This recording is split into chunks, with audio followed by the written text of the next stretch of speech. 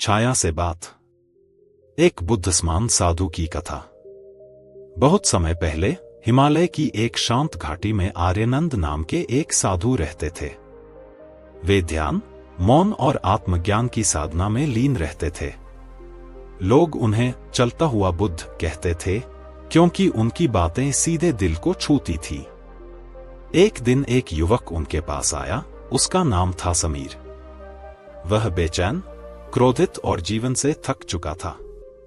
उसने पूछा, गुरुदेव, मेरे जीवन में शांति क्यों नहीं है?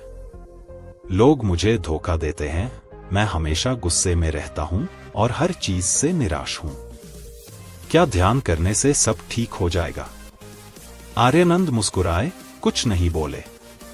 उन्होंने जमीन पर बैठते हुए इशारा किया और कहा, अपने हाथ में यह दीपक ले और उस पहाड़ की छाया में जाओ।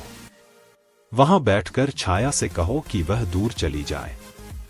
समीर चौंका। गुरुदेव, छाया से तो कुछ नहीं कहा जा सकता। वह तब तक रहेगी जब तक रोशनी है।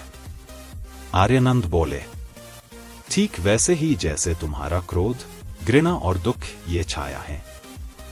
तुम इन्हें हटाने की कोशिश करोगे, वे और चिपकेंगी। लेकिन जैसे जैसे तुम आत्म प्रकाश को बढ़ाओगे, ये सब स्वतः हल्के होते जाएंगे। समीर ने कई हफ्तों तक ध्यान किया।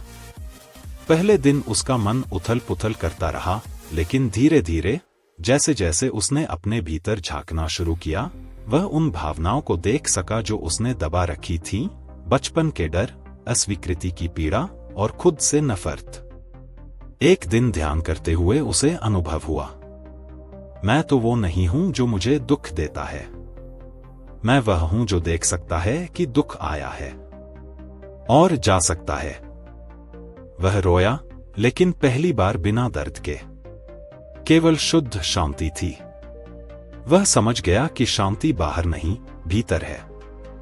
वह दोबारा आर्यनंद के पास आया और बोला, गुरुदेव, अब मुझे बाहर की दुनिया वैसी ही दिखती है, लेकिन मैं अब वैसा नहीं हूं।